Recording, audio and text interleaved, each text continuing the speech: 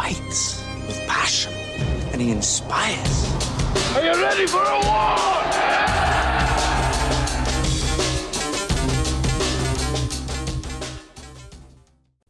All right, welcome back to From A to Arbitration, the first episode of 2026. And I tell you what, the last 2 years have seemed like it's taken 26 years to get here, right? It's been a long 2 years, 3 years, but we're finally here. It's the year of the city letter carrier. Man, by the end of this year, the city letter carrier will have taken back over this union. It is here, finally. It is here, finally. Putting people in place that have integrity, that know what they're doing, that know how to fight, want to fight. We've been talking about it for so long. How many episodes have we talked about this? Going way back. Well, I'm talking about Buster Douglas, Mike Tyson. I'm talking about all these different things we've talked about for so long, breaking the damn podium and all this stuff. It is finally here. The year of the city letter carrier is here. And it does not matter.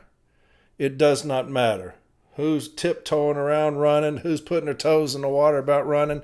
It doesn't matter. It's finally here. The city letter carrier has finally arrived this year. 2026, the year of the city letter carrier. I cannot be more excited and happier for us as city letter carriers, because that's what I am, to have a change finally coming, change that we've needed for so long. And so, yeah, 26, man, is here. First episode. It's going to be a long one. And it's going to be, we're going back to basics. And I'm talking about basics on discipline.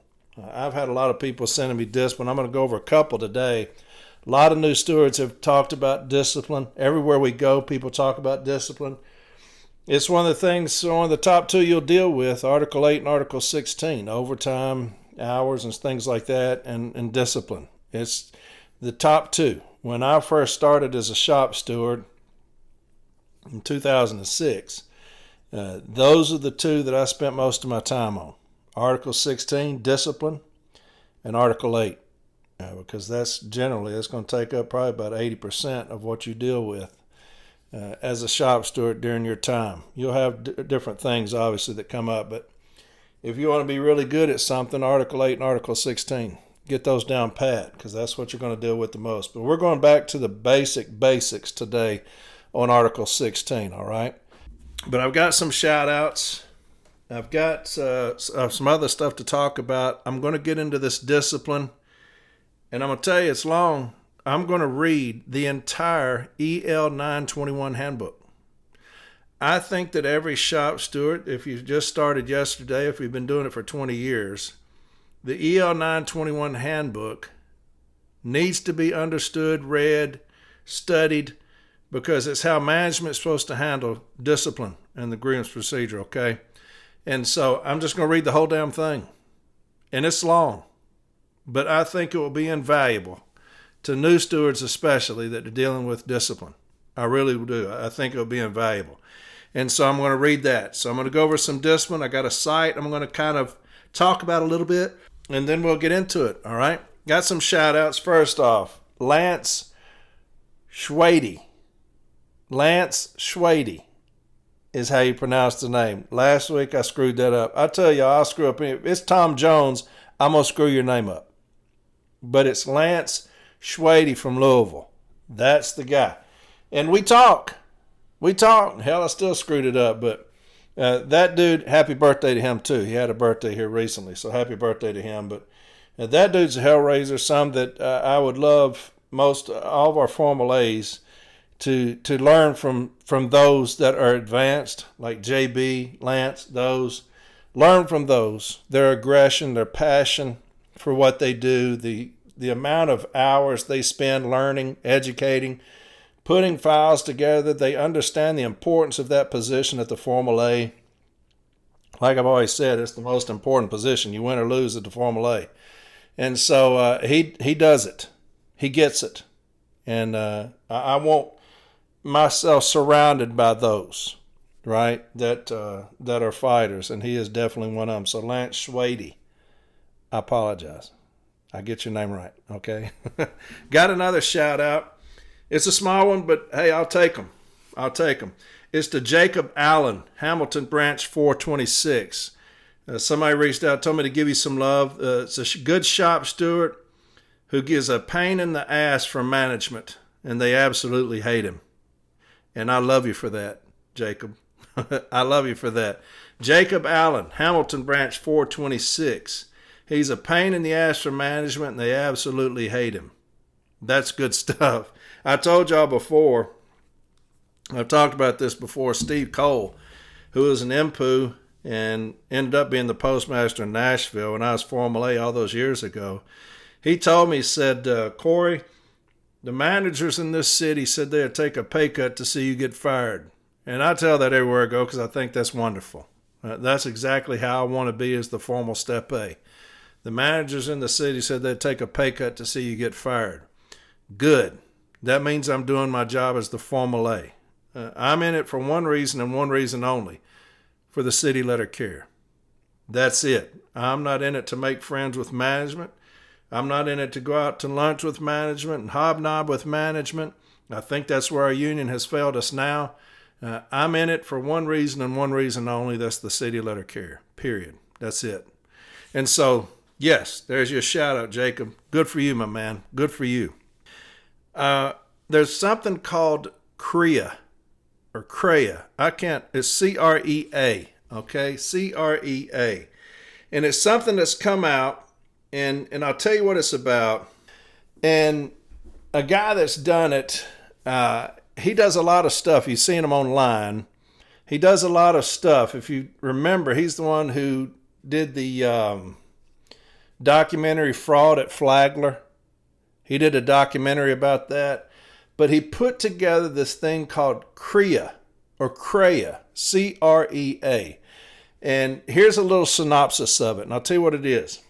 It is an AI-powered grievance research tool built by a 20-year letter carrier and steward. It searches over 7,300 arbitration cases, 67 USPS manuals, and 1,700 MRS documents to help stewards build stronger grievances faster. Instead of digging through filing cabinets or guessing which articles apply, stewards describe their situation in plain English, and CREA, or CREA, returns relevant contract language, arbitration precedents, manual citations, and a framework for writing the grievance. CREA is a research tool designed to save time. It's not a replacement for your steward and doesn't guarantee outcomes. It simply puts the information you need at your fingertips. Built by a letter carrier for letter carriers. Available at CREAresearch.com. It's C-R-E-A research.com. CREAresearch.com. And I put this up on Facebook the other day. And about, I don't know how long it was after that, somebody sent me this. He said, hey, Corey, CREA, game changer indeed. I have so many violations to file and quickly, turning us into an S&DC, taking away the office, bulletin board, personal property, all the while Article 8s and Article 41 violations. I'm so relieved with this tool. Thanks for posting it.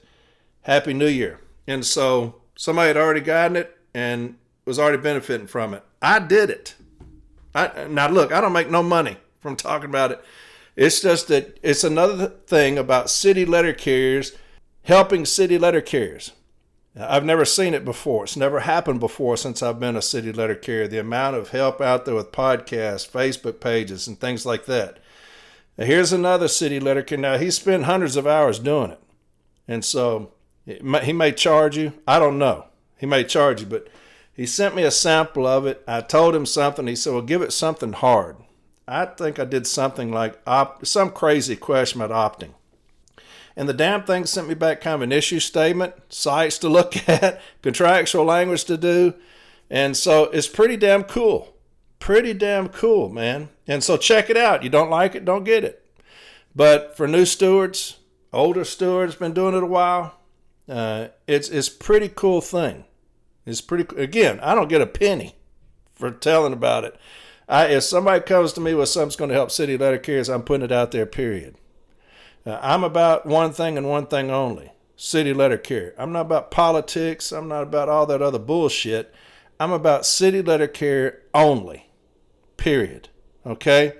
Now, when we take over this year, we'll be at the beginning of next year, but when we win this vote at the end of this year, it will be about one thing and one thing only, the city letter carrier. Now, the politics and all that stuff will come into it, but it will all be about one thing and one thing only, city letter carrier. And that's what we're getting back to. So there you go. That's pretty cool. Check it out. CREA, okay, research.com. And so let me know what you think. If you get it, if you look at it, let me know what you think about it, okay? And so there's another shout out, kind of. It's CREA. Pretty cool. I'm going to talk about a few things. Then I'm going to get into this discipline because I'm fixing to read this thing and it's going to take forever. Okay? Discipline, Article 16, new stewards. If I was to want to be an expert at anything, it would be Article 16. Okay? Because you're saving livelihoods. And listen, a lot of people get chapped that they feel like the union is for one reason and one reason only, and that's to protect lazy city letter carriers. When I first came in, that was my impression. When I first came in at the post office, I was like, why do I need to join the union? I'm a hard worker. I'm going to come to work every single day. I don't take leave. I do everything I'm supposed to do. And the only thing the union is good for is protecting lazy carriers, right? Completely wrong. I learned the hard way that that's not the case. You will have those that were like me when I started. You will have those that think that, you're just protecting the lazy pieces of shit. Those that don't ever come to work, those that have medical restrictions, those that do this and that. You always protect the contract. Always. Okay? You always protect the contract. It's not about the carrier at all. It's 0% about the carrier. It is always about the contract, the JCAM. It's always about how management issues discipline. M39, Section 115, right? They have responsibilities as far as that's concerned. The EL-921 that I'm going to read today will be a huge help for you, new stewards. And those have been doing it a while. If you've never just sat down and read the EL-921, because you will see the amount of phone calls and messages I get about the things that you're going to hear about in the EL-921 will help you, because it's how management tells management they're going to handle things through the grievance procedures as it pertains to discipline, all right, time limits and things like that. And so it's not about the carrier. It's about the contract. Remember that. We police the contract. Management will say, this person has no business being employed with the Postal Service. That's on you. That's not on me. I'm not going to help you out. I'm going to make sure if you're after somebody, you do it right. If you do it right, and they're what you say, they'll be gone. If you don't do it right, I'm going to hold you accountable to this contract. Okay? And you will never fire somebody if you don't do it correctly, because I'm going to hold you to the JCAM. I'm just going to do that, all right? Here's a few things that I'm going to talk about. Here's a screenshot somebody sent me. I'm going to go with this. It's very brief, but it goes to show you where we have come. Maybe 2 years. Was that when the metrics came out? Maybe 2 years. Team, everyone, you need to focus on your DPH. It is 15% of your MPA, whatever. The goal is 45 minutes or less. Talking about office time. The goal is 45 minutes or less. But we all know that this is based on volume. So no one should be, and it cuts it off right there, no one should be something. Should be the goal based on the decrease of volume. The goal is 45 minutes or less. Now, I've got 33 minutes to fixed office time. That's not been changed. Now, they have bastardized what Renfro said about 20 minutes of office time, okay? That's supposed to be in any new joint route adjustment process. It's 20 minutes. But we have seen management across the country has already started to implement that just for shit's sake, okay? through no process. Just come out. You now have 20 minutes of fixed office time. That's what they'll say. But that's how they do. That's the reason. If management ever wants to get something from me, I'm not going to agree to it. They're going to have to fight for it. Any reduction in anything. If I've always gotten a cease and desist, I'm not going to go back to a must comply. They will have to fight me for that. I've got 33 minutes of fixed office time. I will never agree to reduce that arbitrarily. I will never say, hey, I'll give you that. We'll take it down to 20 minutes. I'm not going to do that. I'll tell them, if y'all want it to reduce to 20, do whatever you've got to do, but I'm not going to be part of that, okay? So here you have the goal is 45 minutes. I've got 43 minutes if I take a break.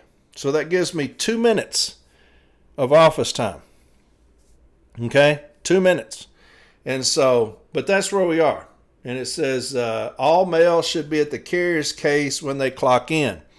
Now, if I've got that, and I see that, management, and if they try to change my start time, is going to have a very difficult time, right? It should say all mail should be at the carrier's case when they clock in. And so if you try to change my start time, I'm going to use that against you. The carrier should not be walking to retrieve anything other than the one pull down from the hot case. Talks about street supervision, opportunity carriers, and stuff like that. But just to let you know, and that's what we're going to continue to do throughout this year, well, forever really, 45 minutes. That's the target now. It was an hour. We raised a little bit of hell about that. You didn't hear much from anybody else except us here. And now it's 45 minutes. They're reducing it to 45 minutes. Some may be able to do that. But that's dangerous times for us. Okay, that's dangerous times for us. I'm going to read this to you. Now, everything is being read off my phone. That's the reason I'm having a hard time, because I'm blind as hell. Here's a screenshot that came in off of the scanner. All carriers scheduled the day before or after the holiday are to report to work. The only acceptable excuse is medical documentation. Now, that means they put you on deems. Medical documentation required, okay? Medical documentation.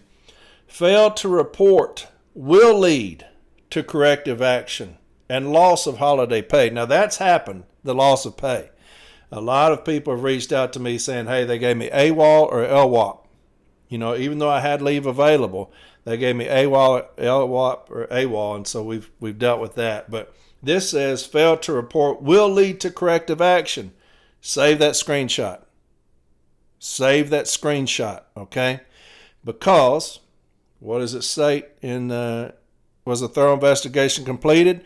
This is the carrier's day in court. The investigation, it must be thorough and objective. It's no longer objective if you've already told me that if I call in, it will lead to corrective action. So you've already predetermined the discipline, okay? So save that screenshot, and I'm going to print that out. I'm going to put that in any discipline that's issued. The II was a formality. It was a sham, as we say. The II was nothing more than something they needed to get through to get to this discipline. Well, how do you say that? Well, because this screenshot said, fail to report will lead to corrective action. So that's how I say that. And so save this screenshot, put it in any discipline that's issued, and you'll get out of it, because it's no longer objective, my day in court. You've already told me that I'm going to be disciplined. Now, here's an II that somebody put up on social media. And this is crazy. This is crazy. And it was getting a lot of good responses, and I said, hey, I'll go over this. But this is an investigative interview, just a few questions. And here's how I would answer them. Here is how I would answer any stupid-ass question like this. It gives the ELM section 513.364 language, okay? Medical documentation or other acceptable evidence.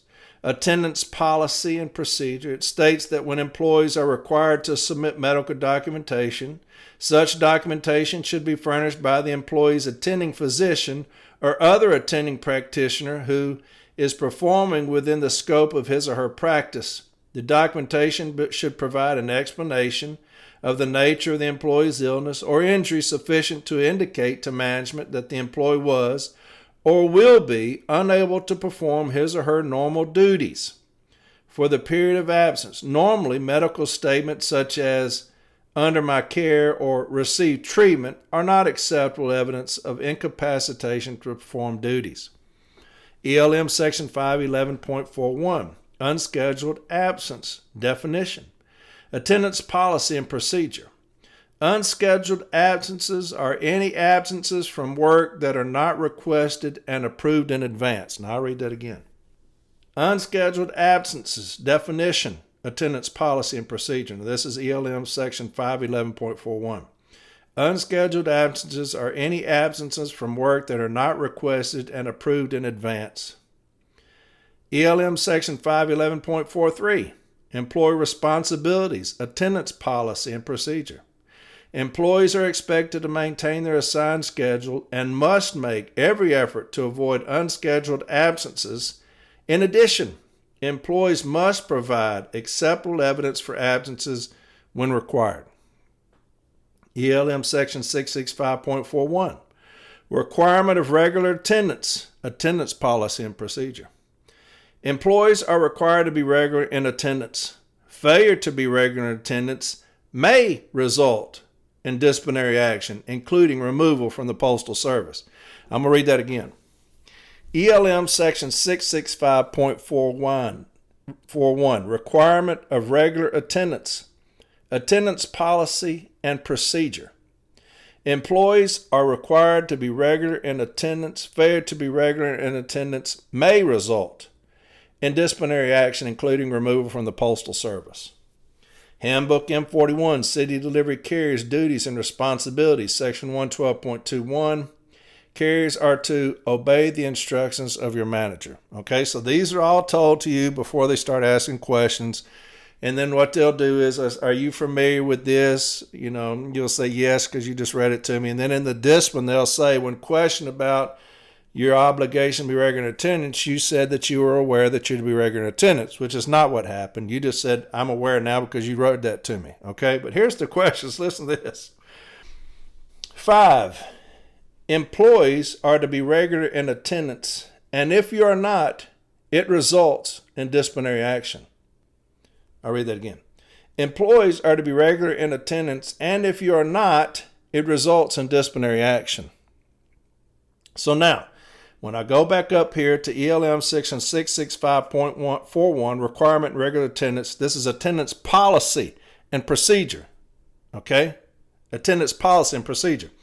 Employees are required to be regular in attendance. Failure to be regular in attendance may result in disciplinary action. I'll read this question to you again. 5, employees are to be regular in attendance, and if you are not, it results in disciplinary action. So now, even though this is an investigative interview, even though it is, I'm going to file a grievance on that. Why?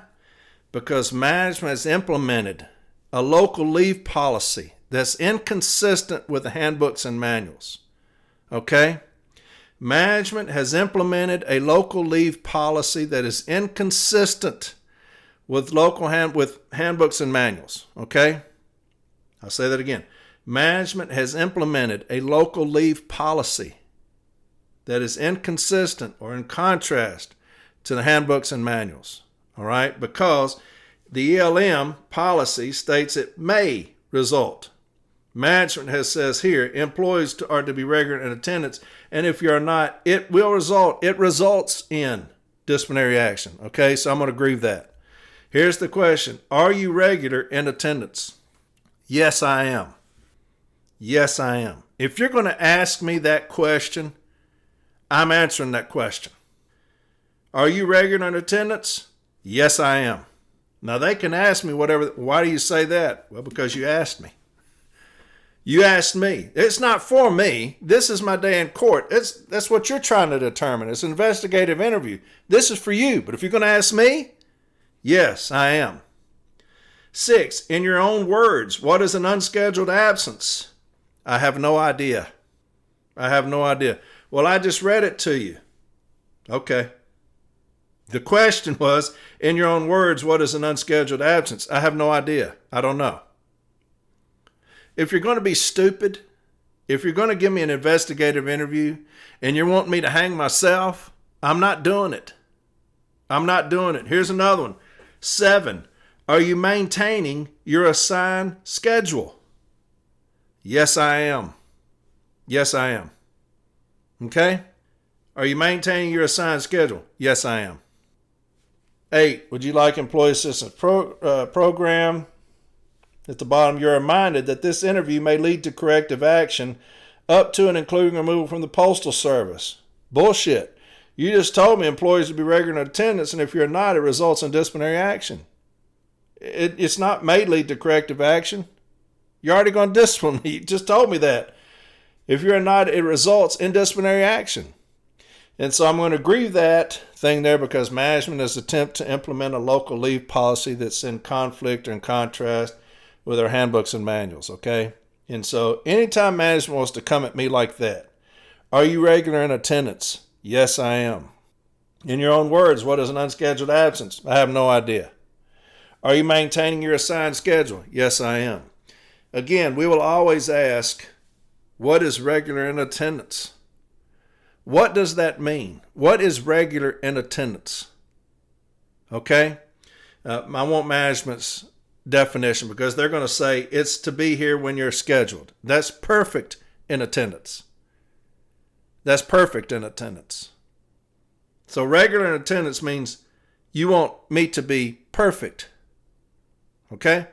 There's no such thing. That's the reason I have the benefit of Section 5 of the ELM, which is called what? Benefits. So that's what we're going to do there. I'm going to go over some discipline, but first I'm going to read a cite, just part of a cite. It's a case that I did here in Nashville a couple of years back, 23. And it's in front of Arbitrator Sims, and it kind of goes with what I'm going to talk about. And what it was, this guy's guilty as hell. He's the one that was in jail and had his mother call in and say that he was sick, okay? And he was incarcerated, and they found out about it. Somebody snitched on him. And so they fired him, okay? And we get into the hearing. Now, all of management's questions just about are leading. Just about all of them are leading questions, okay? And so I confront him about that. There's several other procedural due process violations. I mean, this is one of those things that we had to have one stick because this dude was guilty as hell, okay? And we're throwing everything. JB was the formal 8. We're throwing everything at the arbitrator to try to help this guy, okay? Because he's guilty as hell and lied about it. And so I'm going to read this cite, but I'm going to read this as Proving Your Arbitration Case. And it's an old book. Man, this son of a bitch is old. And it's, let me see, 1961. And it's Proving Your Arbitration Case. And I read it forever when I was an advocate, first starting out, because it really helped. But and part of it talks about leading questions. Okay, leading questions. The tactical question of how to have a witness tell his story is intimately related to the rules of evidence dealing with the direct and the cross-examination of witnesses. When a witness is under direct examination, a frequent objection which is raised by the other party is that the question is addressed to the witness is leading. A leading question is one in which the questioner suggests the answer he desires by the form of the question. A question such as, "You saw that he had a cigarette in his hand, didn't you?" appears to suggest to the witness the answer desired by the questioner.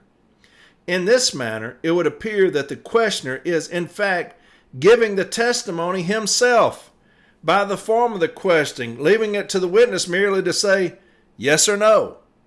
Obviously, if such questioning is permitted, it is only fair to ask whether or not the answers to the questions represent the answers of the witness or answers suggested to him by the questioner. For this reason, leading questions on direct examination may be objectionable and may be stopped by the arbitrator. Where the witness tells his story in his own words in narrative fashion, this problem is to a large extent eliminated. If the witness is invited to tell his story, he should be permitted to tell it all and should not be interrupted by questions. When he is finished, he can again be taken over those parts which need to be clarified or emphasized. Leading questions are valuable and time-saving and are not objectionable when asked about preliminary matters or about matters which are not in dispute, or when asked during cross-examination. However, when leading questions about a basic matter are asked of a witness on direct examination, they open the door to valid objections. It is generally assumed that the questioner, knowing the witness' story, is attempting to present the answers in such a way as to distort the testimony in order to support the version of the facts desired by the questioner. So we will always talk about leading questions in the investigative interview, okay? I've got a site. It's Arbitrator Sims, and it's 36248. 36248. All right?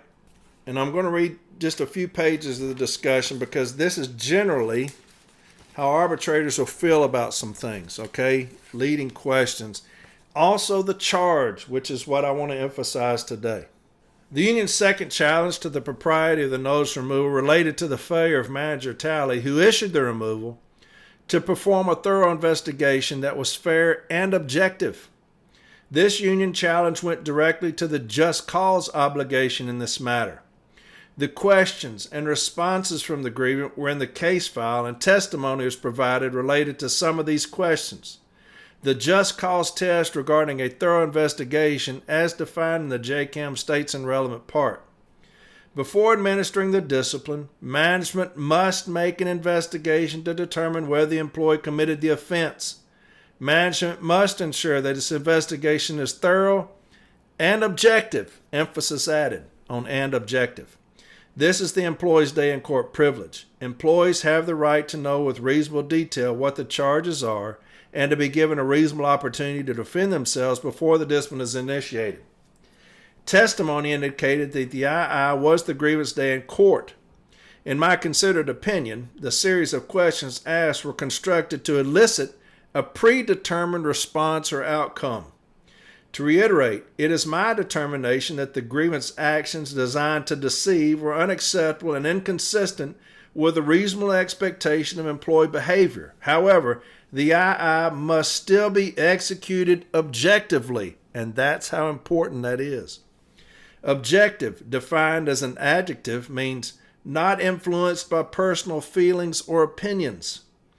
Talley's testimony indicated she foreknew the grievant had been incarcerated and was not hospitalized, yet I find the construction of her questions to be less than objective. For example, 11. Not only was it not true that you had a seizure, but you were also claiming FMLA protection for these absences, correct? 12. So you are falsely claiming a serious medical condition, and then you attempted to seek FMLA protections for those false claims? Question mark. These questions are loaded and accusatory, and similar to the old entrapment question. So are you still beating your wife? An affirmative answer is confession, and then a denial is constructed as a confession of past behavior. Regardless, the construction of these questions, in my opinion, raises serious concerns about the objectivity of the investigation. And so that's how important that is, okay? So if you're going to be accusatory and leading, I'm going to raise that contention. Even if it's afterwards, even if I don't catch it in the II, I'm going to raise that afterwards. Here's the day in court. I don't have to stop it if I'm the shop steward. You can. You can stop it. You can say, hold up, you need to change those questions. That's accusatory. That's leading. You can do that, or you can just let it ride. And at the end of it, say, hey, here's the employee's day in court. They have to be objective. They asked him 13 questions, and 7 of them were accusatory. Right? Seven of them were accusatory. Were accusatory and leading. And that's a good contention for us, as we'll point out that just cause provision. Additionally, Talley testified that they showed and asked the grievant about a number of text messages and their meaning during the II, but Shop Steward Crosby testified emphatically that Talley at no time presented text messages to the grievant during the II. The union argued that even though the screenshots of these texts are included in the case file, they were added after the II had been conducted. Manager Talley testified that these text messages were a part of her investigation process and were considered in determining whether discipline would have been an issue to the grievant. Since the screenshots of these text messages were in the case file, I'd be inclined to accept that they're a part of the II process, except for other testimony that causes me to question the accuracy of Talley's claim. Returning to the question of who signed and dated the concurrence of the notice of removal document, MCSO Hall affirmed clearly that he did sign the notice of removal document, that the date on the notice of removal document next to his signature was not his entry. MCSO Hall's signature on the RFAA and notice of removal appeared to be quite similar, but the dates on the two documents next to Hall's name are unmistakably dissimilar. On cross-examination, Talley was asked if she had dated the notice of removal next to Hall's signature, and she denied dating the notice of removal document next to Hall's name. I'm admittedly not a handwriting expert and will never claim to be. However, the date written next to Miss Talley's signature and the written date next to Mr. Hall's signature on the notice of removal document are definitely very similar. Taken together, these two apparent inconsistencies in recollection gives me pause when weighing the accuracy in all of Talley's testimony. As such, I'm not fully convinced the II constituted a thorough investigation that was fair and objective. I can understand the agency's position that it believed the grievance actions went beyond the pale, but as reprehensible as the grievance deliberate deceptions were, a thorough, fair, and objective investigation is required and may have shed a different light on the situation, although that will never be fully known. In my opinion, the decision to remove the grievance was a foregone conclusion, and the II was merely for the purpose of jumping through the hoops in confirmation of the prior determination. The union raised the defense that improper past elements were cited inconsistent with the JCAM, and he shot that shit down. And then he talks about, lastly, and here's the most important thing. Lastly, when the agency is considering whether to charge an employee for some sort of misconduct, as is the case here, it is free to charge what it will, but then it must prove what it charges. And that is critical on any form of discipline. Listen to me. Lastly, when the agency is considering whether to charge an employee for some sort of misconduct, as is the case here, it is free to charge what it will, but then it must prove what it charges. We're going to go over some discipline here, okay? Remember that. It is free to charge what it will. You can charge me whatever you want to, but you better prove what you charge, okay? The first and second questions in the just cause test are, is there a rule? And is the rule reasonable? In the case before me, the agency charged the grievance with multiple infractions of the ELM and Code of Federal Regulations, CFR. Specifically, the agency listed in its notice of removal charge that the grievance violated the following, and then he has all of them, it's like 20. I would note that 5 CFR, remember when I talked about criminal statutes? That's dangerous for management to cite against us if you've not charged me criminally. And I raised all these issues. Well, JB did, and I raised them at the hearing. I would note that 5 CFR 2635 cited in the ELM 6621 is over 100 pages in length and covers everything from receipt of gifts to conflicting financial interests to misuse of government property to participation in professional organizations. 5 CFR 7001 is a supplemental to 5 CFR 2635, addressing restrictions on outside employment and business activities and the statutory prohibition against interest in contracts to carry mail and acting as agent for contractors. Lastly, 39 CFR 447, rules of conduct for postal employees, addresses everything from prohibited conduct to post-employment activities to political activities to holding of state or local office by postal service employees to bribery, undue influence, or coercion. In my considered opinion, the agency did not demonstrate that the grievance had been disloyal to the U.S. government, ELM 665.11, nor that he had failed to discharge his assigned duties, ELM 66513. There was also no evidence or testimony that the grievance failed to obey the instructions of his supervisor, ELM 665.12. And during the II, the grievance was forthcoming with the truth and admitted his wrongdoing was cooperative, ELM 665.3. The Postal Service could have very well drafted a notice of removal using far less overreach that could have easily been demonstrated and proven, but it did not. In my considered opinion, the precision used when crafting a removal document is as important as ensuring an affirmative response to each of the just cause questions. The agency must prove what it charges. And there's where we're going to hang our hat. Again, this is C36248. 36248. And it's just a great decision for you, okay? We'll bring 10, they'll bring 10, but this is a great one for us, okay? Because it talks about the charge. Because here's what happens. In the II, there's a template.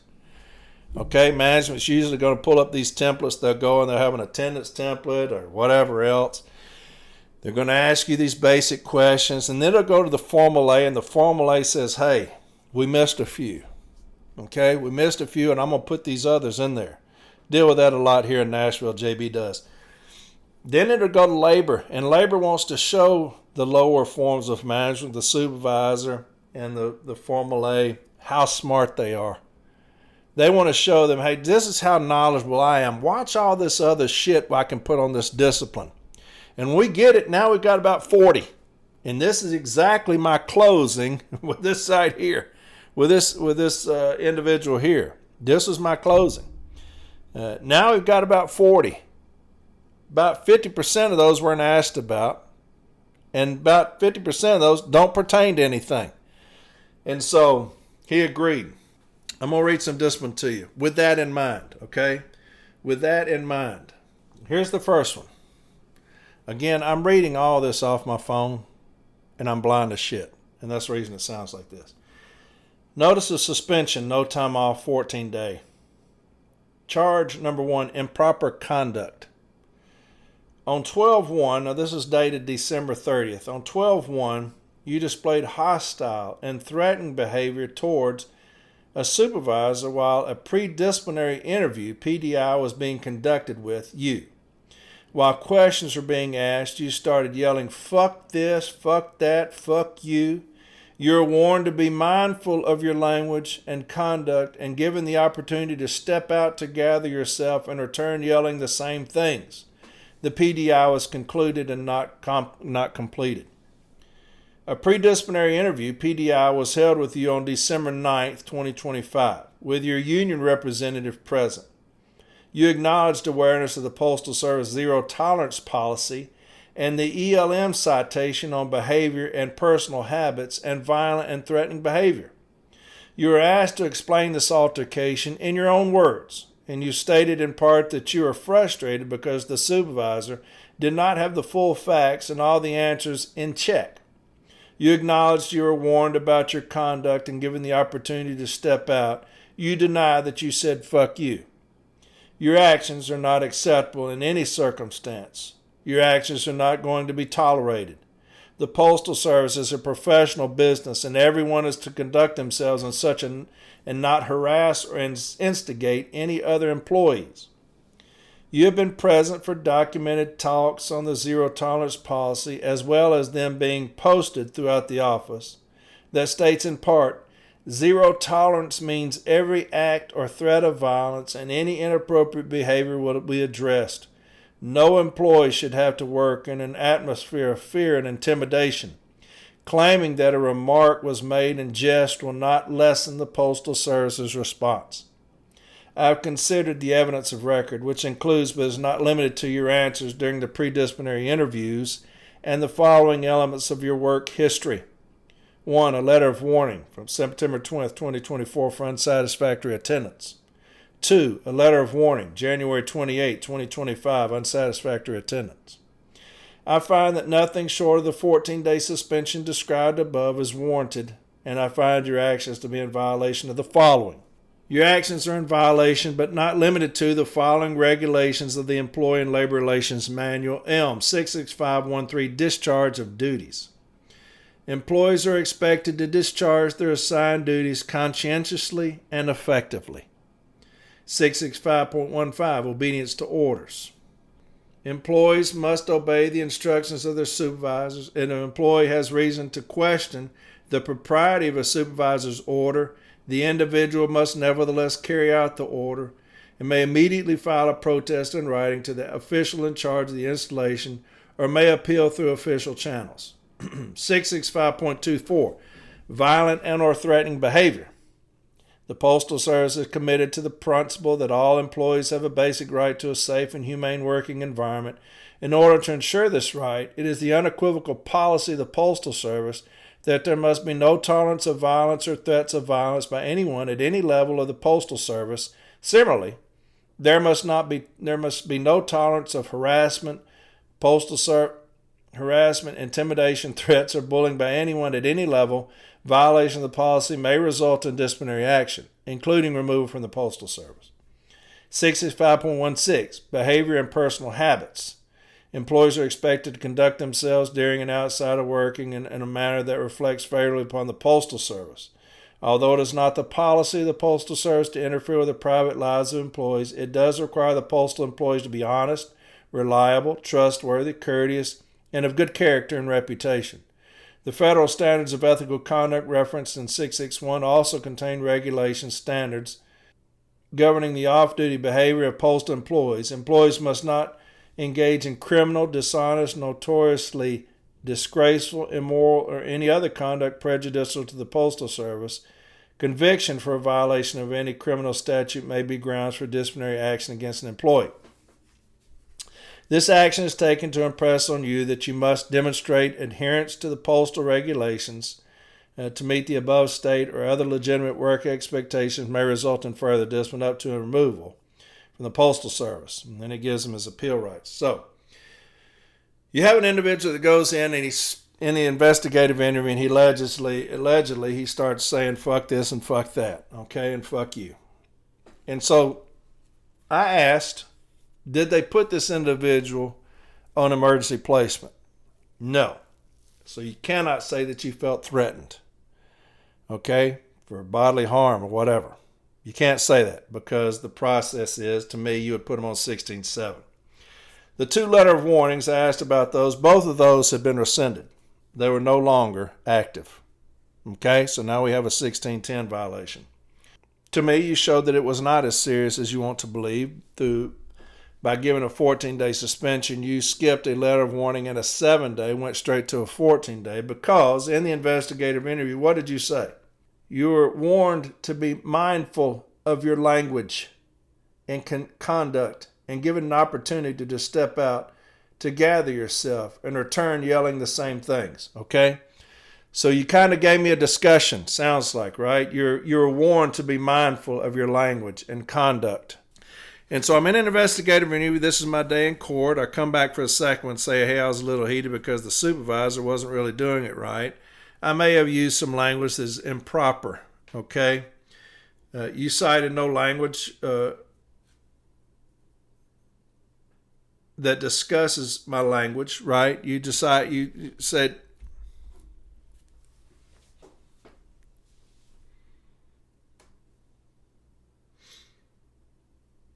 cited no language that said I could not use profane language in an investigative interview on the floor. You didn't cite any language of that. You didn't cite the policy. You did not cite the policy that you referenced, the zero tolerance policy is not cited as one of the things that I have violated. That's going to be critical. Okay, so if you're going to reference a zero tolerance policy, and you're going to quote from that, you did not cite it as one of the things that I have violated. And to me, that's critical. Because you referenced it, but you chose that it's not one of the things that I violated. So you didn't put me off the clock. You didn't put me on 16-7 and went right back out to work. And all this goes to the seriousness of it. They're going to say, hey, it rose to the level of a 14-day. I skipped all these things. You didn't put me off the clock. You let me return to work. You gave me a warning. You didn't cite any form of zero tolerance policy against me that I violated. And so how serious was this really? And that would be my defense. The 1610 is going to kill it, where they cited the 2 letter of warnings that have been expunged. That's going to kill this discipline. We'll always look into that. When they cite discipline, let's request that discipline. If it's still live, who cares? They've already cited it. But if they cite any form of discipline, let's request it. Okay? Let's request it. Now here's the second one. And then I'll get into the EL-921. It's going to take about 4 hours. So here's the second one. And this goes to the site that I read. You're being issued a 7-day calendar day, no time off suspension for the following reasons. Charge: unsatisfactory performance. Specification: failure to work in a safe manner. Now you've got me with unsatisfactory performance, right? Now anytime you're going to hit me with unsatisfactory performance, that's the charge, okay? Unsatisfactory performance, when we get into the EL-921, 375.2, unsatisfactory performance. I will always bring this up into the contention. All right? You will always bring this up in the contention. 375.2, unsatisfactory performance. Unsatisfactory performance is a level of performance that is repeatedly or consistently below the minimum requirements expected of an employee in the position based on an evaluation of job-related factors such as reliability, willingness to work with fellow employees, quantity or quality of work production, and attendance. If a supervisor determines that an employee's performance is unsatisfactory and reasonable efforts towards improving performance to a satisfactory level have not been successful, efforts is made to reassign the employee to a job that the employee can be expected to perform satisfactorily. If there is no such job available and if disciplinary action must be taken, the appropriate adverse action procedure is followed. All right, now that's unsatisfactory performance. 375.2 of the EL. I'll read that first part again. Unsatisfactory performance is a level of performance that is repeatedly or consistently below the minimum requirements expected of an employee in the position. Okay, now let's get back to this discipline. Charge: unsatisfactory performance. All right, now let's see if this applies. Specification: failure to work in a safe manner. Well, we're already losing right there if we're management. Okay.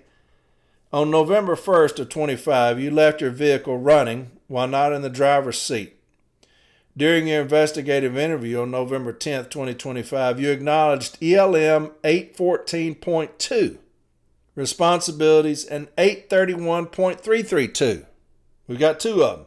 EL-921.2 responsibilities and 831.332 driver's responsibilities. When asked why you left your vehicle running on November 1st, 2025 at the Circle K gas station, you answered, because I was having ignition problems. So we have kind of an accusatory leading question right there. When asked why you left your vehicle running at the Circle K gas station, you answered, because I was having ignition problems. It was then explained that any employee who does not follow one or more of the 6 steps when dismounting a vehicle will be guilty of engaging in an at-risk behavior.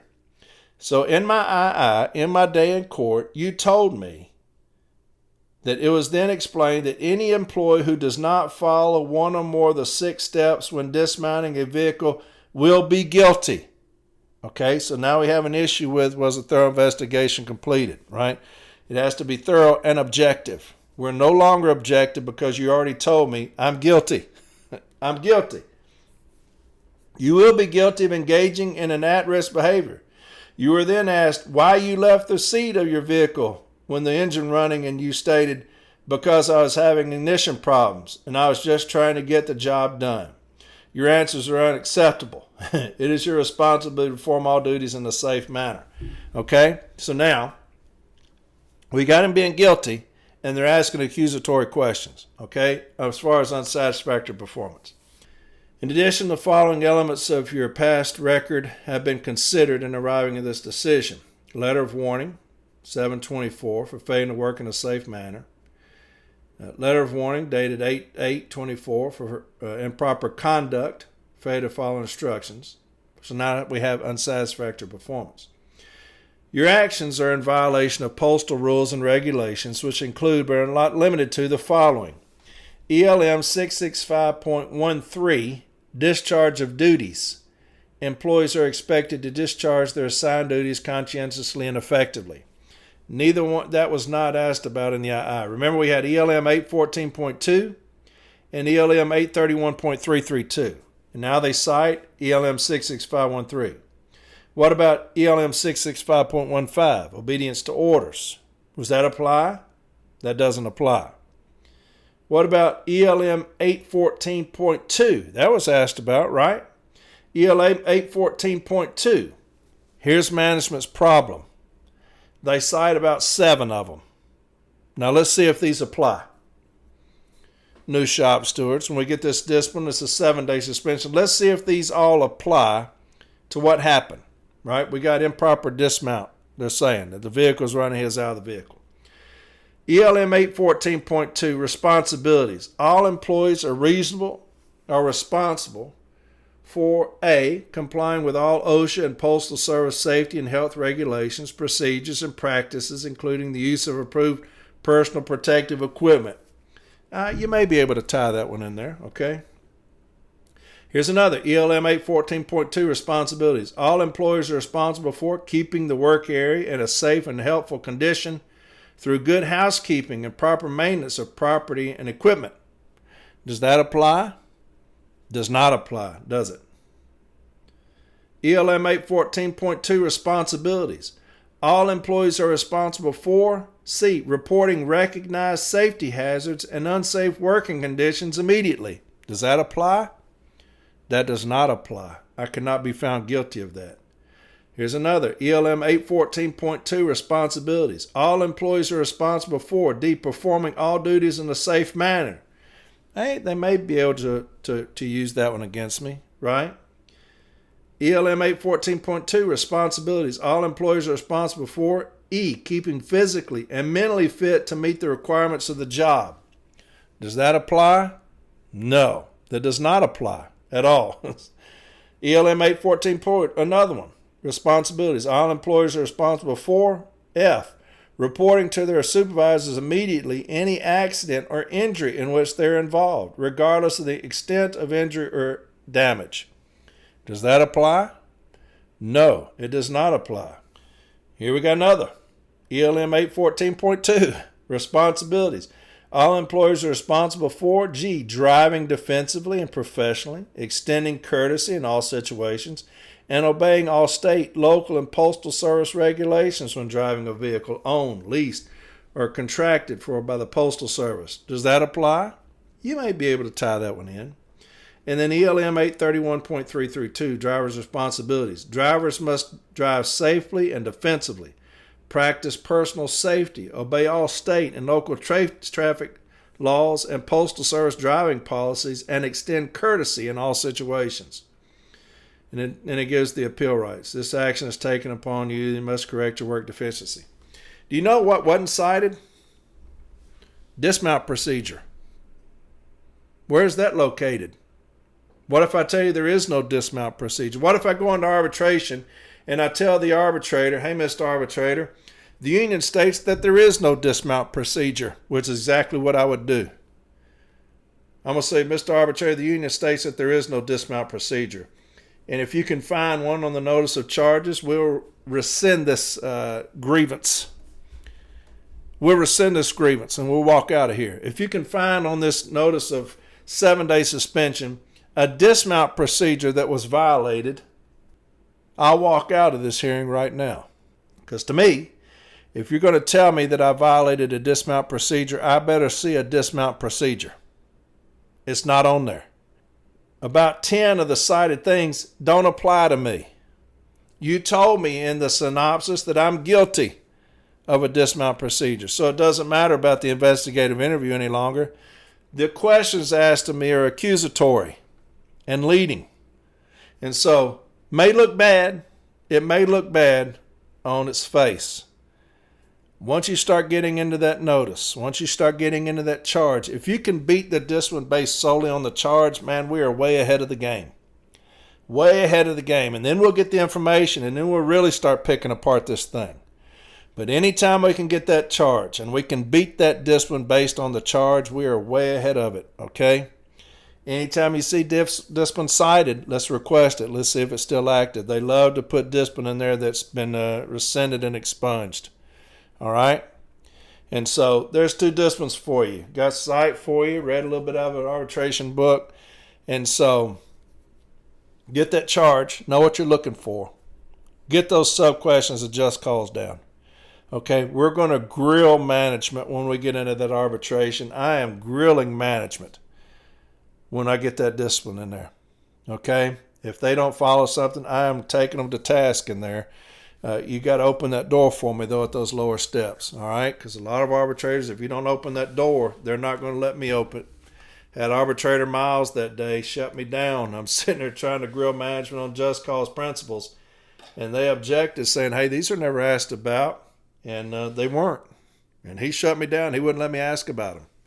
So open that door for me. Okay, let's contend it. You don't have to make a huge contention about it. Just say management violated Article 16, sub-question this by making accusatory or leading questions.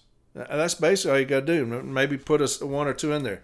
You can say that these 10 out of these 14 don't apply and they were never asked about. Something simple like that. You don't have to have this big, huge contention. Just point stuff out so when I get it, I can take them to task on it as an advocate, okay? Damn, I've already got an hour and I've got this whole book. But this EL-921, I'm going to read it for new stewards. And for those of you, you're going to see a lot of stuff in here that you deal with on a daily basis with management that they violate constantly out of the EL-921. Now, here's the conundrum. Do you put the EL-921 in your issue statement, or do you make a contention about it? That's something you'll need to talk to your business agent or your president about. Generally, I'm going to make a contention about it. Okay? I'm not going to make an issue of it. I'm going to make a contention. Most of the time, my issue is going to be 16 and Section 115 of the M39 Handbook. That's going to be my issue. I'm going to contend that management has violated their own handbook. I'm going to put the entire damn thing in there. It's 40 pages. I'm putting the whole damn thing in there. I'm going to say that this is how management's been told to handle discipline. Okay? This is what it states. Preface. The Postal Service, working in conjunction with the national unions, strive to continuously improve the labor management climate by fostering better communication, greater trust, and improved working relationships at all levels of the organization. The four largest unions in the Postal Service are the NELC, APW, NRLCA, and MPMHU. Handbook EL-921, Supervisor's Guide to Handling Grievances, a labor relations initiative to help field supervisors become familiar with the Postal Service's grievance procedure. I'm going to read that again.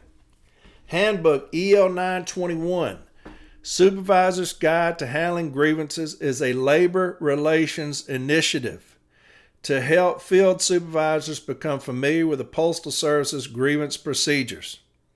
The material in this booklet is intended to serve only as a broad guideline and should not be cited as the authority. It is provided to assist in handling grievances, disciplinary actions, and other contractual matters. The guidelines are not requirements that must be strictly complied with or blindly followed, and no employee rights by management obligations are established by this guidance. Refer to the appropriate source document, Article 15 of the Collective Bargaining Agreements Contract Administration Manuals, as the authoritative reference when referencing contractual requirements. And that's the reason why I will make it a contention. Okay? Because management says, hey, we don't have to go by that. I want an arbitrator to see EL-921. All right? I want them to see it. This is what labor, that's who I'm going against. That's who's across the table from me. That's labor relations. I'm going against them. I want the arbitrator to see, hey, this is what they have told them at the end of this table to go by. Their instruction. All right? There are multiple steps in the grievance process. Step 1, informal step A. Step 2, formal step A.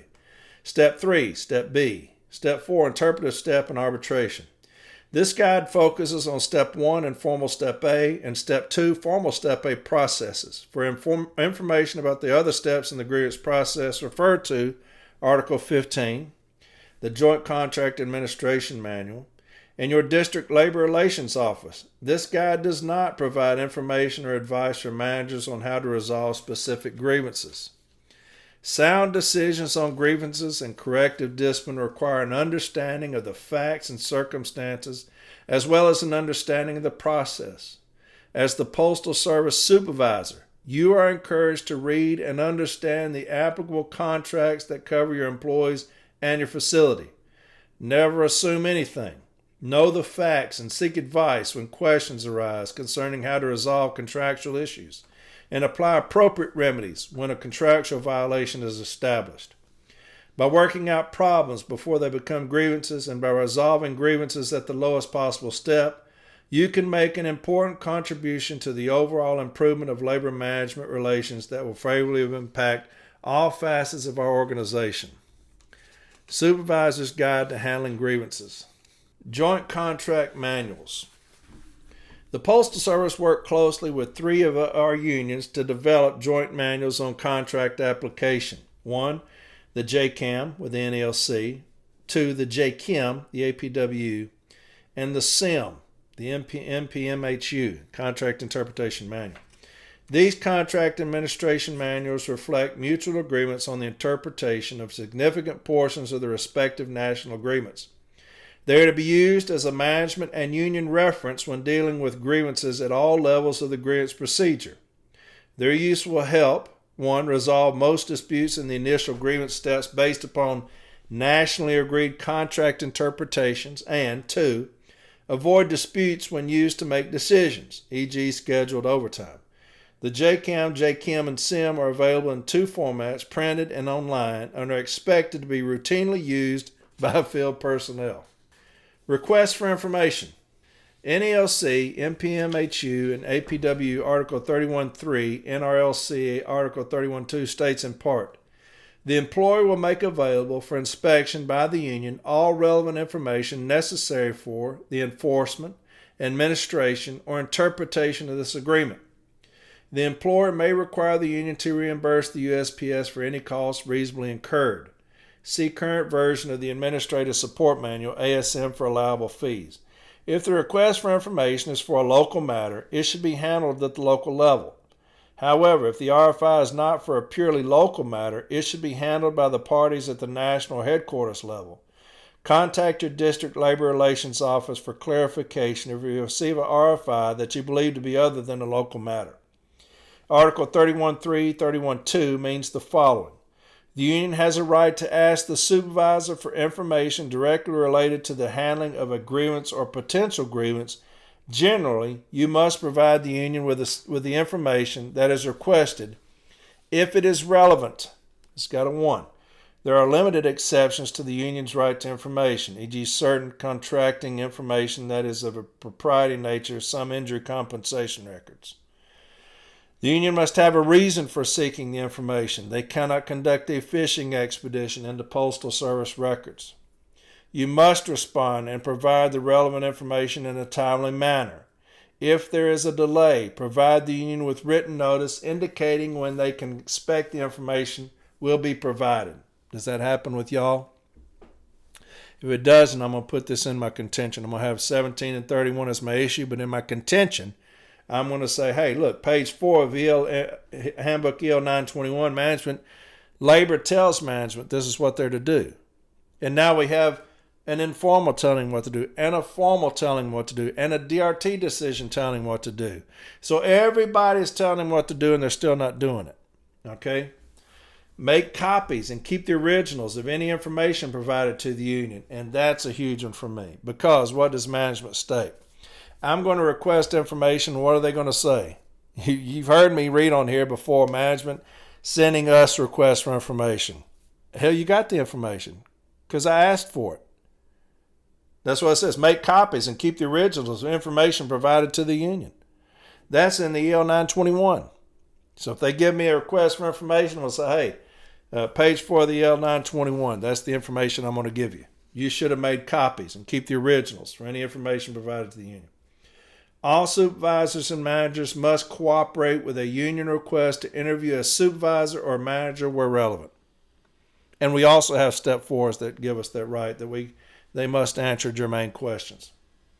Failure to provide relevant information can result in serious consequences and negative outcomes. And we need to make sure that our DRT is aware of that they understand that. When in doubt, contact your district relations manual. Grievance basics, grievance overview.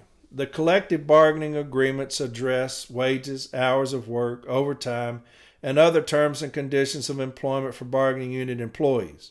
Parts of some handbooks, manuals, and published regulations also contain material that directly relates to wages, hours, or working conditions of bargaining unit employees.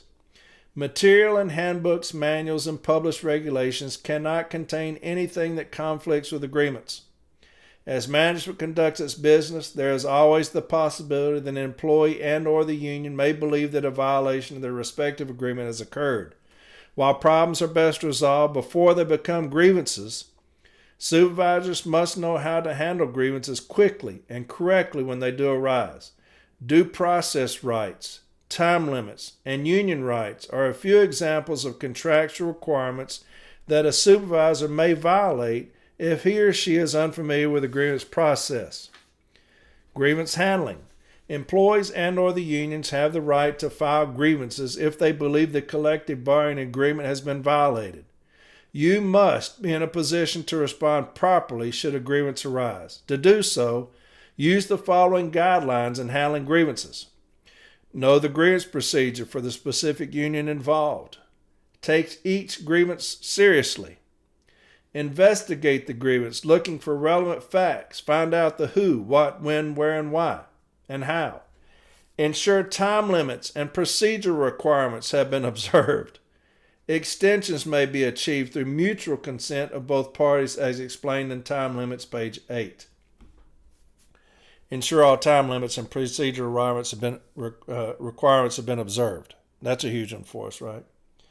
Make sure the employee and or the union has, 1, presented the full story, identified and explained the exact nature of the alleged violation, including specific contract, manual, or handbook provisions, and state the precise remedy that is sought.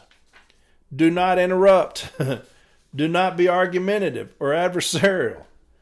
Fully document the grievance discussion, including any evidence or documents provided by the union.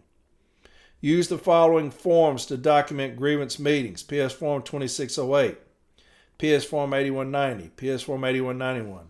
Settlement attempts should be explored at each level in the grievance process. Be fair and reasonable. If you do not have the answer, advise the union steward or representative that you will get back to him or her and then seek assistance from higher level management when appropriate in developing a response. Use resources including district labor relations specialists, the national agreement, the appropriate contract application manuals, and relevant handbooks. Manuals or published regulations. A list of some key handbooks and manuals is included at the end of this guide. Time limits. The time limit for each step of the grievance process is the maximum amount of time to be used, not the length of time you're expected to take to reach a decision. You should expedite your decision, but not at the expense of sound judgment. Time limits are an integral part of the grievance process and must be taken seriously. If you fail to meet a time limit, the union has the right to appeal the grievance to the next step without your input. Did y'all hear that? If you fail to meet a time limit, the union has the right to appeal the grievance to the next step without your input. Now, this is labor telling management that. And why do we have those on our side that will remand those cases back for further development of the file?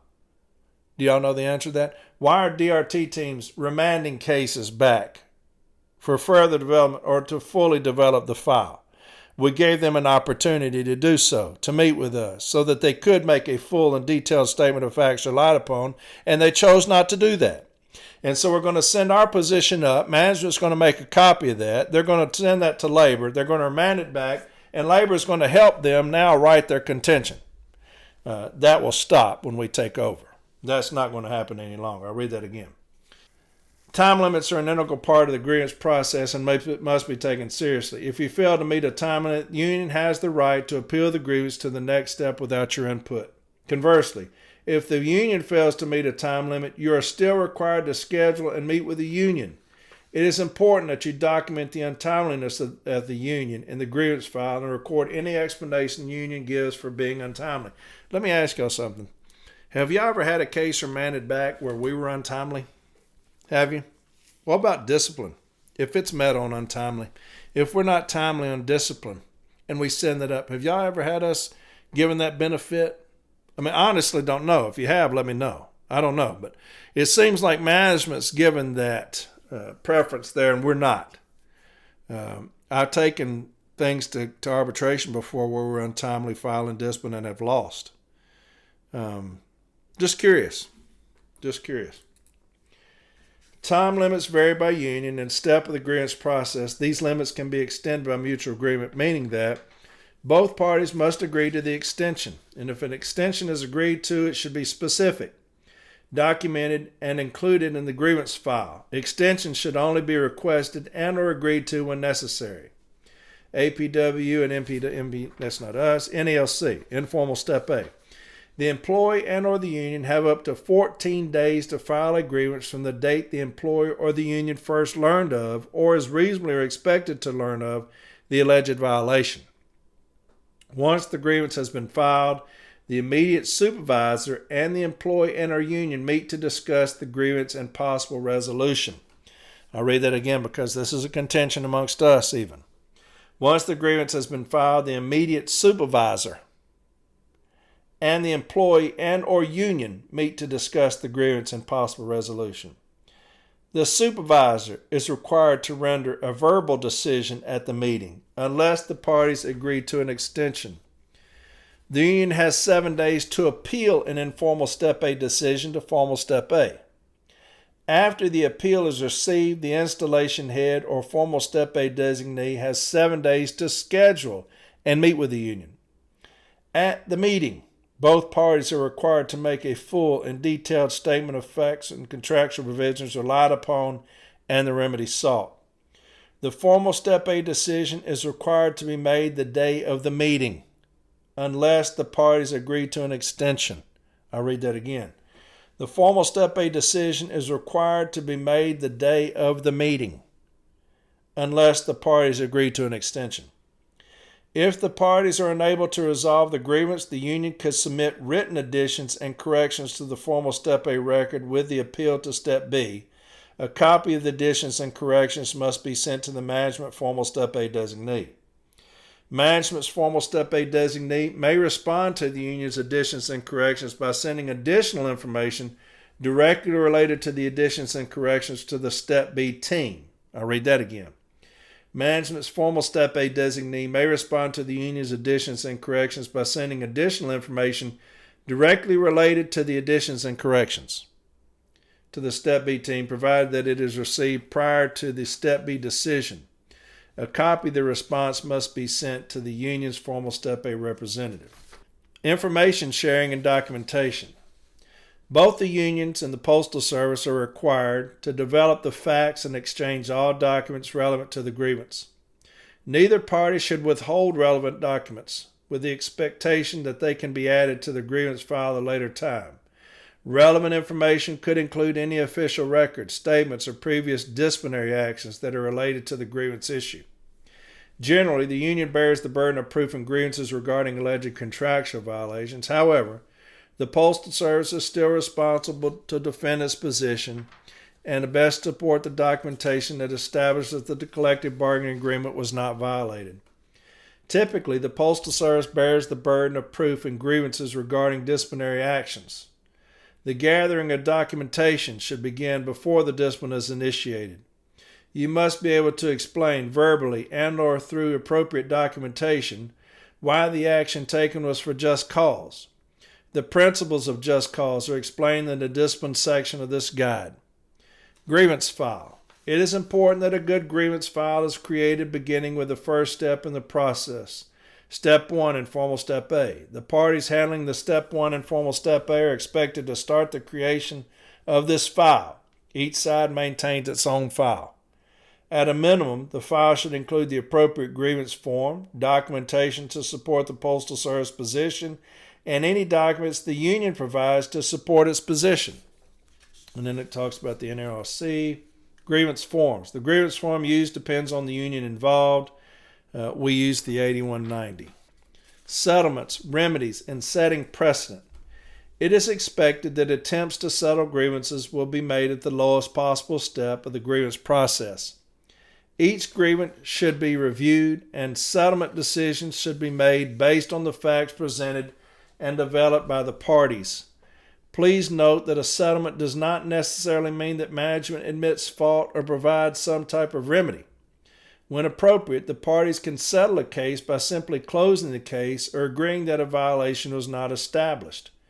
Management representatives have the authority to resolve grievances, but with that authority comes the responsibility to ensure settlements are consistent with the national agreements and relevant handbooks, manuals, and published regulations, determine the appropriate contractual remedy if a violation is established, understand the steps necessary for settlement implementation when appropriate, understand the process and activities involved for other functional areas, as explained below, ensure that all settlements are in compliance with postal rules and regulations and consistent with the law, including Internal Revenue Service tax regulations.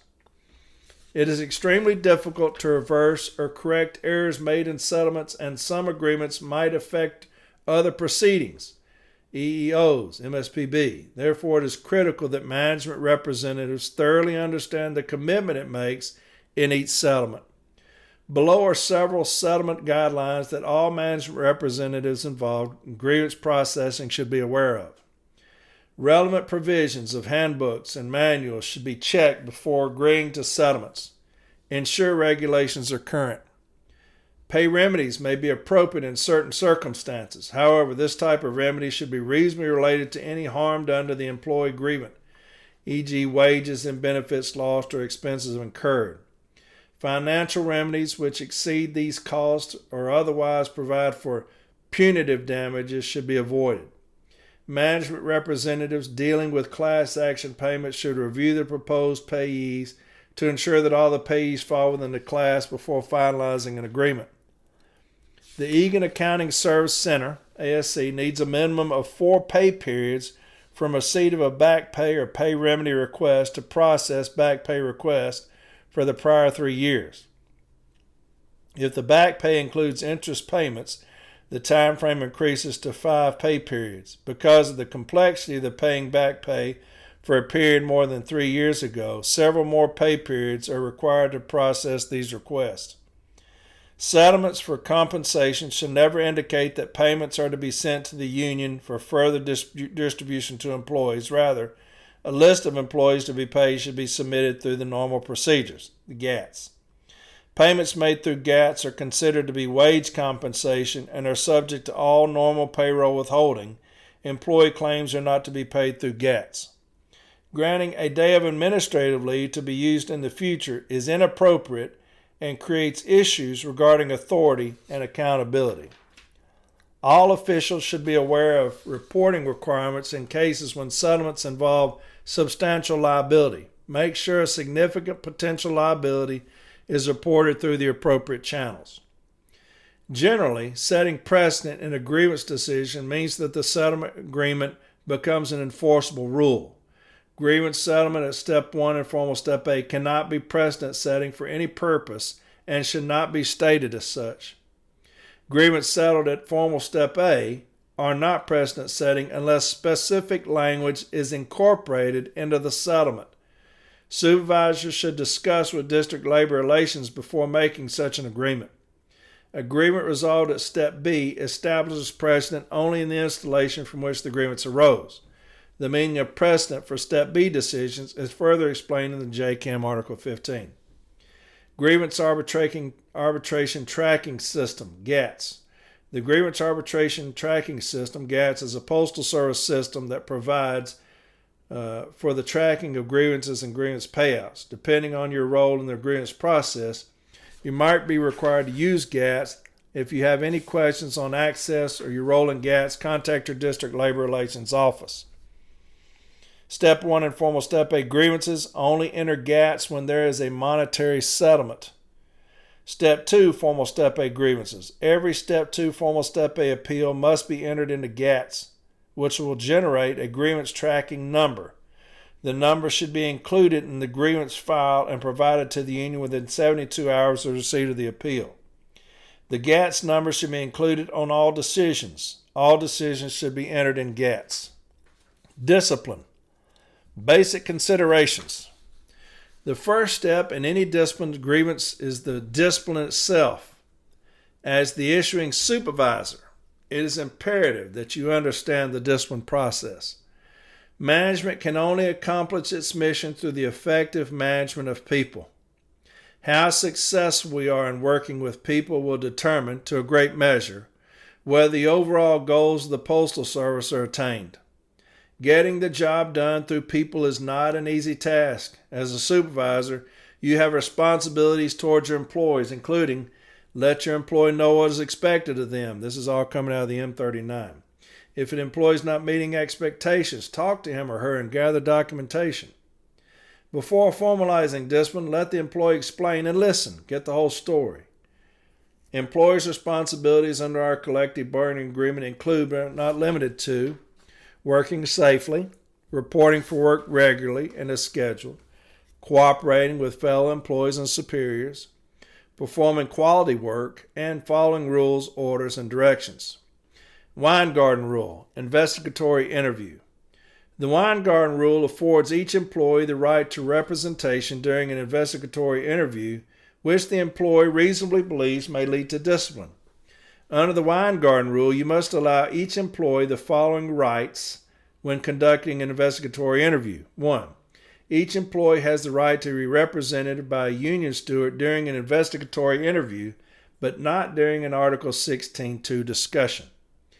If, before or at any time during the interview, an employee requests a union steward or any other way indicates that he or she wants representation, you must do one of the three things. A. You must provide a steward. B. You must end the interview. 3.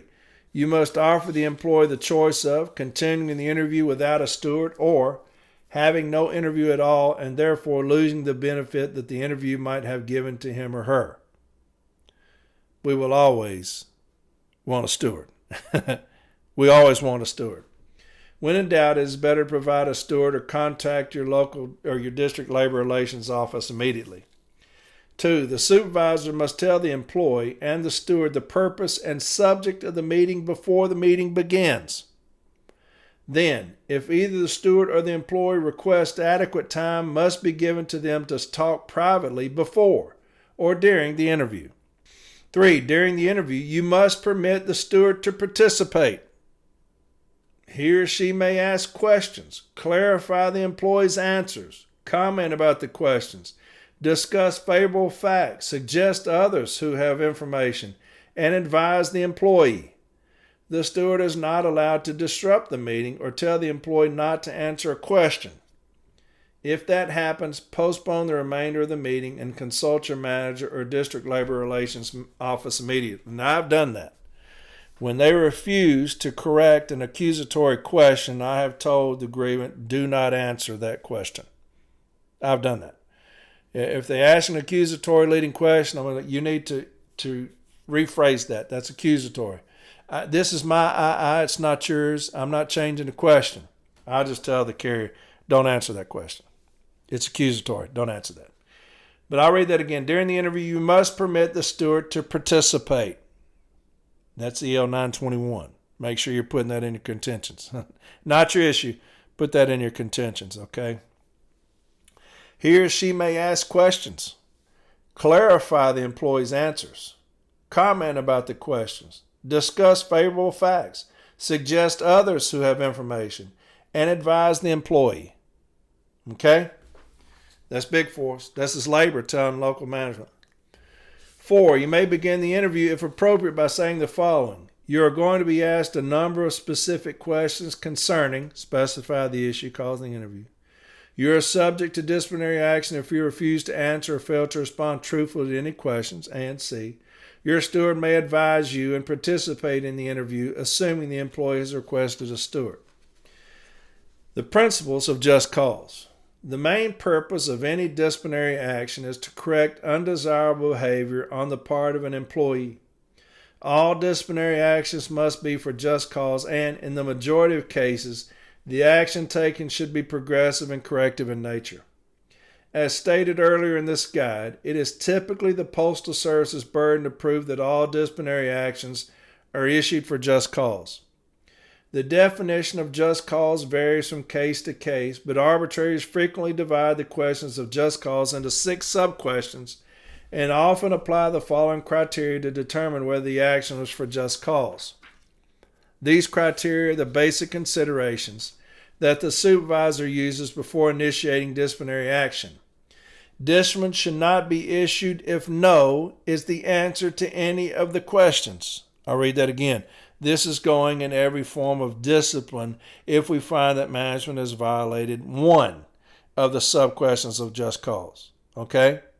If one is violated, we're going to put in our contention management's handbook EL-921. This is labor talking to management.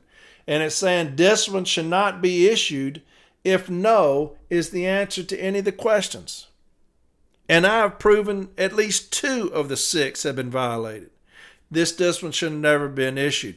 That's management. That's labor. They're the ones sitting across the table from me, Mr. Arbitrator. That's them telling the supervisor they should have never issued this discipline. But here we are.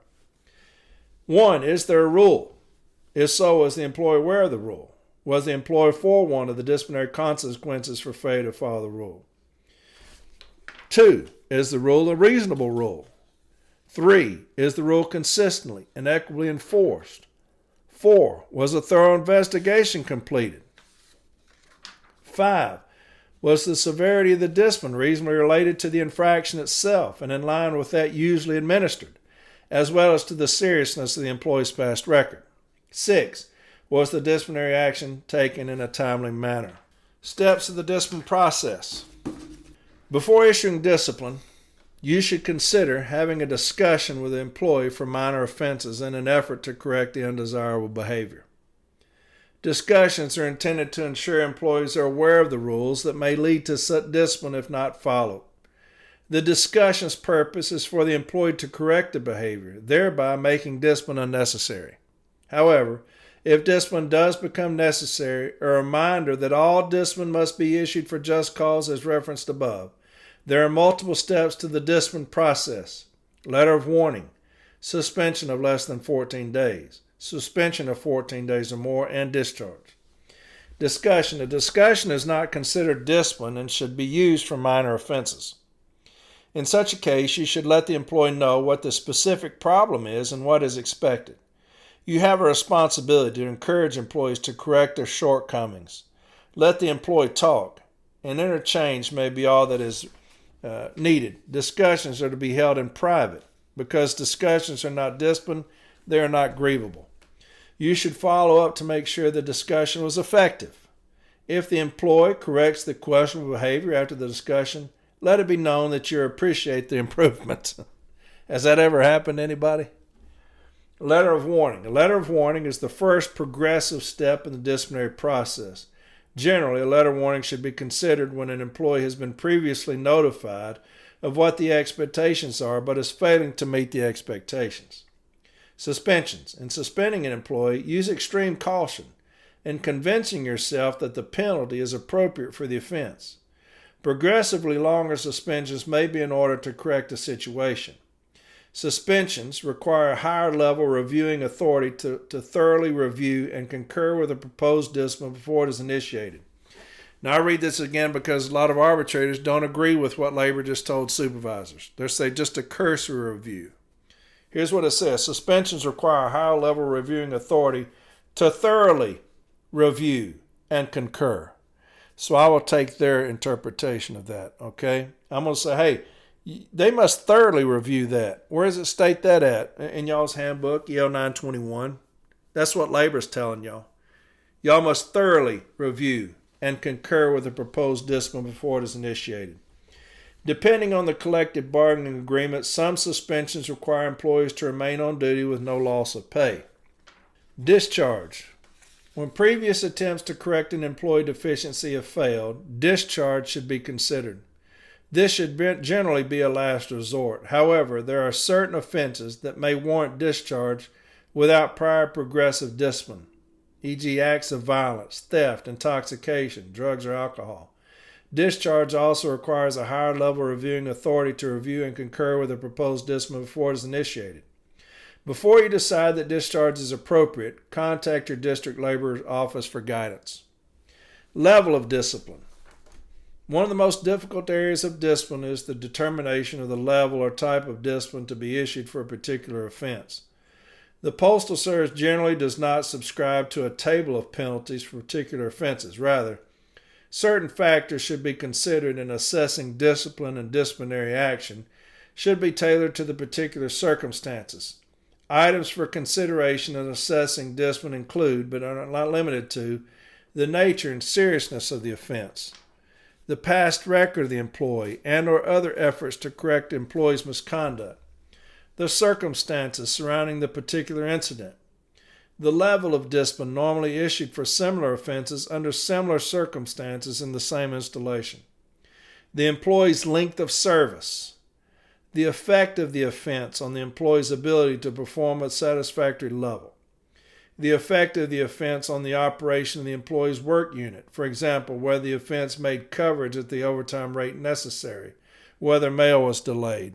They better not ever say that. Remember, the collective bargaining agreements provide that discipline be corrective in nature rather than punitive. Discipline grievances. Role of the Step 1 Informal Step A Supervisor. Once the discipline has been issued, the employee or the union may grieve the discipline within the time limit specified in Article 15. The supervisor handling the grievance at Step 1, Informal Step A, has the responsibility to gather all relevant documentation supporting the disciplinary action that was issued. Even with all the just cause principles considered before issuing the discipline, this does not allow the supervisor to breeze through the Step 1 Informal Step A process with a quick grievance denied. Points which should be covered by the supervisor in any Step 1 Informal Step A discussion include: is there a misunderstanding on management's reasons for having initiated the discipline? On what basis does the employee or union feel that management lacked just cause? On what basis does the employee or union feel that the action taken is too severe? It is crucial that the supervisor handling the Step 1 Informal Step A grievance not only take good notes during the grievance discussion, but also advise management Step 2 Formal Step A designee and, for suspensions or discharge actions, the reviewing authority that a grievance has been filed. Since the reviewing authority thoroughly reviewed the proposed discipline before it was initiated, you and the reviewing authority will be a key source of information for management Step 2 Formal Step A designee. Role of the Step 2 Formal Step A designee. The Step 2 Formal Step A designee must look at both sides of the argument in an effort to resolve the grievance at the local level. A situation may arise where the Step 2 Formal Step A designee finds the discipline either unwarranted or too severe based on the facts and evidence presented at the Step 2 Formal Step A discussion. If so, the Step 2 Formal Step A designee should discuss the case with the reviewing authority and the supervisor involved before rendering a decision. Step 2 Formal Step A designees must not handle grievances as though they were rubber stamping decisions that have already been made. Also, the Step 2 Formal Step A designee must not accept without question all statements of facts or opinions by other management personnel regarding the case, or assume automatically that the statements of facts or opinions forwarded by the union or grievant are fabrications or highly biased. Statements of facts by either party should always be documented. Except to check out new facts presented at the Formal Step A discussion, the Step 2 Formal Step A designee should not have to develop management's case if the reviewing authority and supervisor involved had done their homework. The primary responsibility of the Step 2 Formal Step A designee is to review the case to determine whether just cause exists for discipline, and if so, whether the degree of discipline is appropriate. And that's it. That's the EL-921. Okay, told you that was going to be boring. A lot of reading. But it's there for you. Now it's on record. You can go listen to it whenever you want to. After 3 years, I have read the EL-921. It is a good book for us because it's from labor to management, to supervisors. And it tells them how they should handle discipline, grievance procedure, and things like that, time limits, information requests. So I will use that in my contentions all the time. I used it when I was filing grievances. I would use it. Okay, when I was handling grievances, I would use it. And so let's get those things. EL-921, remember that. Okay, we talked about some discipline, the charge. I'll continue to do that. And like I said, everywhere I go, new shop stewards appreciate the discipline, so I'll keep doing that because you'll always find something, okay? You may read something once. Man, that's difficult. Read it again, there's a problem.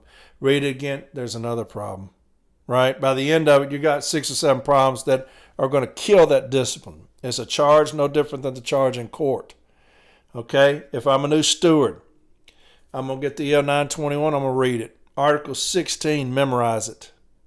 Section 115 of the M39, memorize it. Okay? That way when you get discipline, you can look at that discipline and you can defeat that in just a few minutes. People send me discipline all the time. And I'll say, hey, call me tomorrow after 10 a.m. You know what I'm talking about. Call me tomorrow after 10 a.m. They'll call me and I'll say, get your pen and pad. Let's look at this discipline and we'll try to beat that within just a few minutes. Okay? Again, you're policing the contract. I don't care what the carrier's done. Never have, never will. I don't give a damn what you did. I'm policing that contract, okay? I despise management with a passion. If we can win, I want to win. I will never give them anything. They will have to fight every step of the way with me, okay? So there you have it. There's a long episode. Back to the basics, kind of, EL-921. Some discipline. It's a new year. 26 is here, baby. 26 is here. It's the year we've been waiting on. This is the year that the city letter care takes back their union. They take back their union. You have those dipping their toes in the water to see what kind of response, what kind of feedback. It doesn't matter. It doesn't matter. The CLC will win in 26. You've got James Henry, the legend, will be the next president of this union by the end of this year.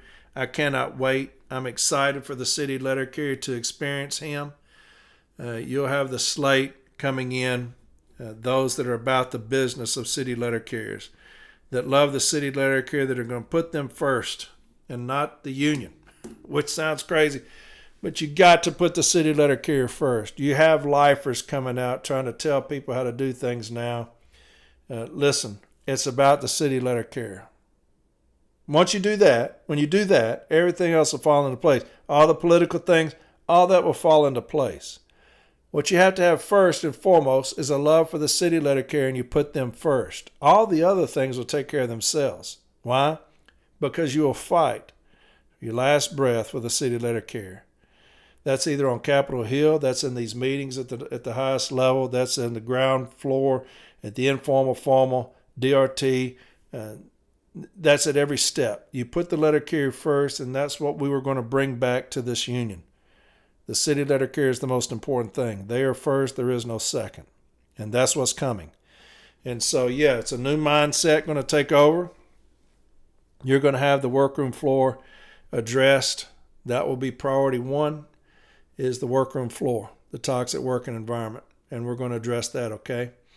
So, there you have it. The first episode of 2026. A lot of reading. But we'll get into more hot topics next week, okay? I love you, Light Blue. I'm excited for 26, man. I'm excited. It's finally here. We're going to be all over the country this year. I already have January, February, and March booked up. Going a lot of places. I can't wait to get out there and see y'all. We'll let you know where we're coming. Y'all come holler at us, okay? I love you, man. I am so excited about this year. I have been waiting on 26 to get here so that we can take over. I am excited. I'm happy. I can't wait to get in there and represent the carrier, man. It's good stuff. It is good stuff. I love you with all my heart. You know that. You know I do. I love you. And I'm going to do everything humanly possible to protect you. I always will. Always will. Y'all have a fantastic week, okay? And I'll talk to y'all next Sunday, all right?